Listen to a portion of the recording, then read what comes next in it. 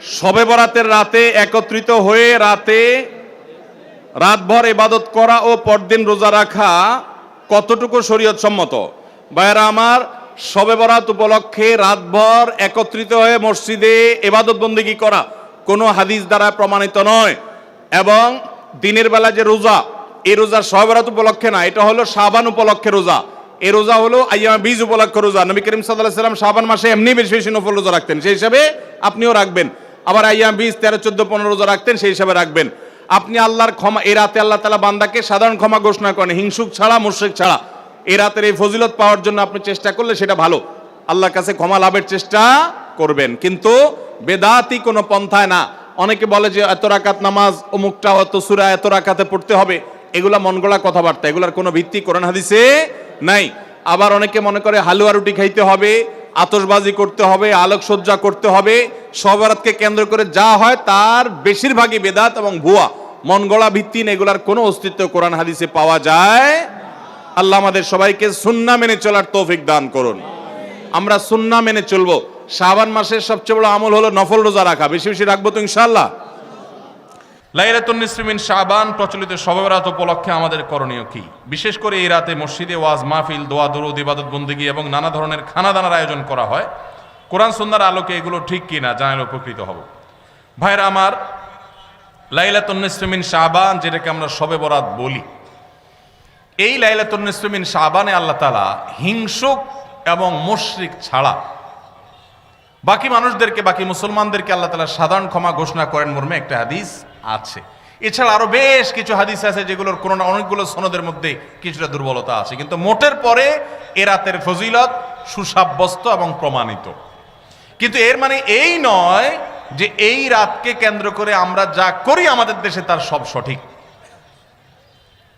আমাদের দেশে লাইলাতুল বরাতে মানুষের যে ভিড় মসজিদগুলোতে, এটা তো ভালো জিনিস যে মানুষ মসজিদে আসছে, কিন্তু অন্যদিন না এসে এই রাতে বেশি আসার কারণটা কি? লাইলাতুল কদর বেশি ফজিলতপূর্ণ নাকি এই রাত বেশি ফজিলতপূর্ণ? লাইলাতুল কদরের সাথে কোনো তুলনা চলবে? সেই রাতে মানুষ কি এত বেশি ইবাদতের চেষ্টা করে? তাহলে এই রাতে এত বেশি চেষ্টার রহস্যটা কোথায়?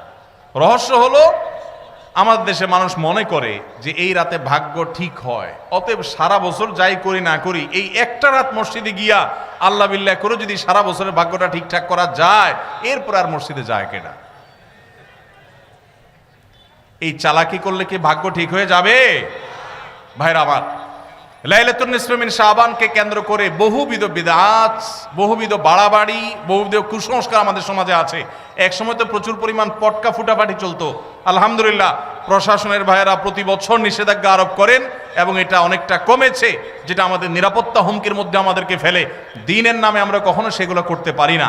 অনেক মসজিদে আলোকসজ্জা করা হয়, আলোকসজ্জা তো আপনি এমনিই করেন সারা বছর, কিন্তু এই রাতকে কেন্দ্র করে আলাদা করে আলোকসজ্জা করা, এই রাতকে কেন্দ্র করে ওই যে হালুয়া রুটি খাওয়ার একটা ব্যাপার এখনো আমাদের দেশে কোথাও কোথাও আছে।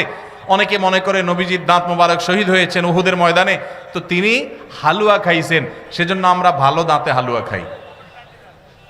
নবীজির দাঁত ভাঙে হালুয়া খাইছেন, আমাদের আস্ত দাঁতে আমরা কি খাই? হালুয়া খাই। আপনার বাপের ঠ্যাং ভেঙে গেছে, উনি একটা লাঠি দিয়া খোড়ায় খোড়ায় হাঁটে, আপনার আস্ত ভালো দুইটা ঠ্যাং আছে, আপনি বাপের মহব্বতে বলছেন বাবা তোমার পাওটা ভেঙে গেছে, সেই মহব্বতে আমি আমার ভালো পাও নিয়ে লাঠি দিয়ে আমি খোড়ায় খোড়ায় হাঁটতেছি। কি বলেন? বাপ খুশি হবে? খুশি হবে? বলবে এটা তো বেয়াদবি, তামাশা করতেছো আমার সাথে, আমার ভেঙাইতেছ। নবীজি সাল্লাল্লাহু আলাইহি সাল্লাম দাঁত মোবারক শহীদ হয়েছে বাতিলের বিরুদ্ধে জিহাদ করতে গিয়ে। আপনি বাতিলের সাথে আঁতাত করবেন আর হালুয়া খায়া নবীজির সুন্নাত আদায় করবেন, এর চেয়ে বড় হাস্যকর জিনিস আর হতে পারে না। অতএব সব ধরনের বাড়াবাড়ি কুসংস্কার আমাদের বন্ধ করতে হবে। এমনকি এই রাত উপলক্ষে মসজিদে দোয়া দুরুদের জন্য সমবেত হওয়া, এ রাতে মানুষকে ডাকাডাকি করে একেবারে এই রাতের ফজিলতের জন্য মসজিদে সবাই একত্র হওয়াকে যারা জরুরি মনে করেন তারাও ভুলের মধ্যে আছেন। ব্যক্তিগত ইবাদতে আল্লাহর ক্ষমা পাওয়ার জন্য চেষ্টা করতে পারেন, সেটা ভিন্ন বিষয়। আল্লাহ আমাদেরকে বুঝার তৌফিক দান করুন। শবে বরাতে ভাগ্য নির্ধারণ হওয়ার কথা অনেক উলামায়ে কেরাম বলেছেন, তবে লাইলাতুল কদর বা শবে কদরে ভাগ্য নির্ধারণ হওয়ার বিষয়টা অধিকতর বিশুদ্ধ এবং দলিল সমৃদ্ধ, এবং বেশিরভাগ ইমামদের মত সেটা, অর্থাৎ শবে বরাতে নয়, বরং ভাগ্য নির্ধারণ হয় কখন? শবে কদরে। অনেক উলামায়ে কেরাম সমন্বয়ের চেষ্টা করেছেন, কিন্তু বেশিরভাগ দলিল প্রমাণগুলোর দিকে তাকালে এবং বেশিরভাগ ইমামদের মত হলো, বড় বড় মুফাসসিরদের, ইমাম কুরতুবী রাহমাতুল্লাহ আলাইহি, বড় বড় তাফসীরবিদদের মত হলো যে মানুষের সারা বছরের ভাগ্য আল্লাহ নির্ধারণ করেন সবে কদরে।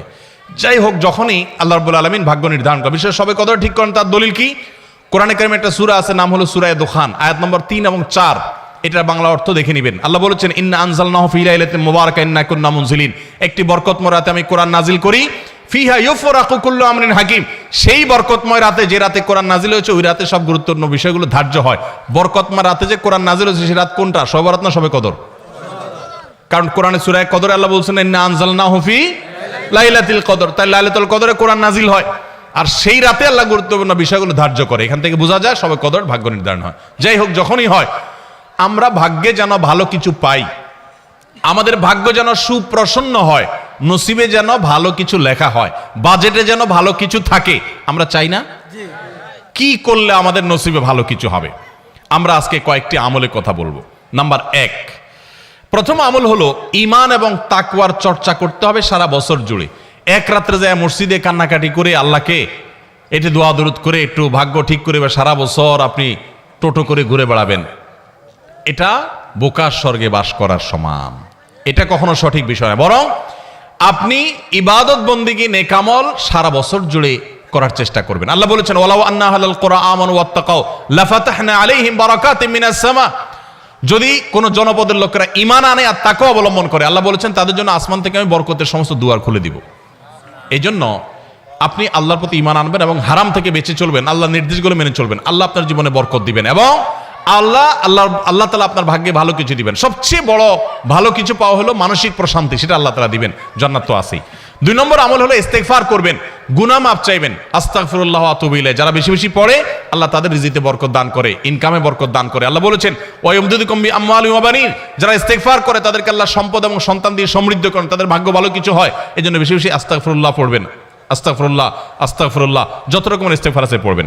3 নম্বর হলো রেজা বিল কাজা। আল্লাহ যা দিয়েছেন এর উপর সন্তুষ্ট থাকবেন, আলহামদুলিল্লাহ বলবেন। যা পাইছি আলহামদুলিল্লাহ, আলহামদুলিল্লাহ বললে কি হবে? আল্লাহ বলেছেন, লা ইন শাকারতুম লা আযীদান্নাকুম। যদি তোমরা নিয়ামত যা পাইছো শুকর আদায় করে আরো বাড়ায় দিব। তাহলে আপনার ভাগ্যে যদি আরো বেশি কিছু থাকুক আপনি চান, তাহলে সেক্ষেত্রে আপনার শুকরিয়া আদায় করা শিখতে হবে। 3 নম্বর। 4 নম্বর হলো সাদাকা, দান সাদাকা। এটা বিপদ আপদ থেকে মানুষকে রক্ষা করে, মানুষের জীবনে বরকত এনে দেয়। এজন্য সাধ্য অনুযায়ী দান সাদাকা করা। 5 নম্বর হলো আল্লাহর কাছে দোয়া করা। কোন কোন ভাগ্য আল্লাহ পরিবর্তন করে দেন দোয়ার মাধ্যমে। লা ইয়ারুদ্দুত তাকদির ইল্লা দোয়া। দোয়া এটা তাকদিরকে পর্যন্ত পরিবর্তন করে দেয়। কিছু কিছু তাকদির আছে পরিবর্তনশীল, এগুলো দোয়ার মাধ্যমে পরিবর্তন। এজন্য দোয়া করতে থাকে, আল্লাহ আমার নসিবে যেন ভালো কিছু থাকে, মন্দ কিছু থাকলেও তুমি সেটা দূর করে দাও, দোয়া করতে থাকা, তাহলে ভাগ্যে ভালো কিছু পাবেন। এবং 6 নম্বর হলো আত্মীয়তার বন্ধন রক্ষা করা। বুখারীর হাদিস, নবী সাল্লাল্লাহু আলাইহি ওয়াসাল্লাম বলেছেন, মান সাররাহু আন ইউবসাতা লাহু ফি রিজকিহি আও ইউনসা লাহু ফি আথারিহি ফালিয়াসিল রাহিমা। যে ব্যক্তি চায় তার হায়াতে আল্লাহ বরকত দেখ, তার রুজিতে বরকত দেখ, সেজন্য আত্মীয়তার সম্পর্ক রক্ষা করে। চেষ্টা করব না ইনশাআল্লাহ। এই 6টা কাজ আবার আমি বলছি এক নজরে। 1, আল্লাহর প্রতি ঈমান আনা এবং তাকওয়া অবলম্বন করা, সারা বছর গুনাহ থেকে বেঁচে থাকা, 5 ওয়াক্ত নামাজ ইত্যাদি পড়া। 2, বেশি বেশি ইস্তেগফার পড়া। 3, আল্লাহ যা দিয়েছেন এটার পর আলহামদুলিল্লাহ বলা, তার নিয়ামত বাড়বে। 4, সাদাকা করা, সাধ্য অনুযায়ী দান করা। 5, আল্লাহর কাছে দোয়া করা, তাহলে আল্লাহ ভাগ্যে ভালো কিছু দিবেন। আর 6, আত্মীয়তার বন্ধন রক্ষা করা। এর পাশাপাশি চেষ্টা করবেন নামাজ শেষ, ফাইদা কুদিয়াতিস সালাহ ফান্তাশিরু ফিল আরদি ওয়াবতাগু মিন ফাদলিল্লাহ, আপনি ছড়ায় পড়বেন রুটি রুজি তালাশ করার জন্য, আল্লাহ তাআলা বরকত দিবেন। চেষ্টাও করবেন, দোয়াও করবেন, ইনশাআল্লাহ আল্লাহ তাআলা ভাগ্যে ভালো কিছু দিবেন, ভাগ্য সুপ্রসন্ন হবে, নসিব ভালো কিছু আসবে। চেষ্টা করবেন ইনশাআল্লাহ। আর